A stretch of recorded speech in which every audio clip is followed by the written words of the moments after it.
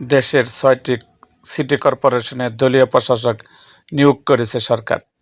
এ বিষয়ে স্থানীয় সরকার, পল্লী উন্নয়ন ও সমবায় মন্ত্রী মির্জা ফখরুল ইসলাম আলমগীর বলেছেন, জনগণের সঙ্গে সম্পৃক্ত থাকায় সরকারি কর্মকর্তাদের চেয়ে রাজনৈতিক প্রশাসকরা সিটি কর্পোরেশনে ভালো কাজ করতে পারবেন।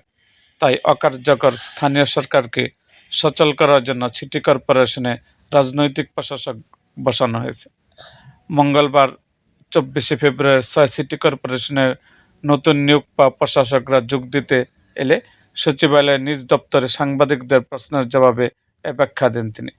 স্থানীয় সরকার নির্বাচন কি দলীয় প্রতীকে হবে নাকি হবে না জানতে চাইলে মির্জা ফখরুল বলেন, সে সিদ্ধান্ত সংসদে হবে।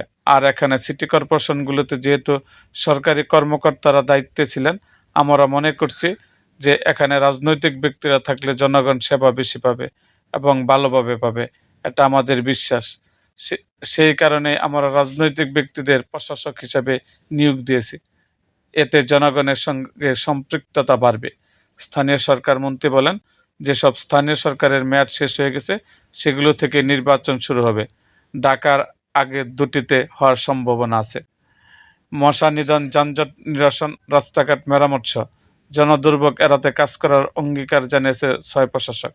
তারা জানায়, জনগণের সেবা নিশ্চিত করাই তাদের অঙ্গীকার। দ্রুত কাজ শুরু করতে ৬০ দিনের কর্মসূচি নেবেন নতুন প্রশাসকরা। এরকম আরও ভিডিও পেতে আমাদের মুক্তাগাছার ইতিহাস মিডিয়া ইউটিউব চ্যানেলটিকে সাবস্ক্রাইব করুন এবং পাশে থাকা বেল আইকনটি বাজিয়ে দিন।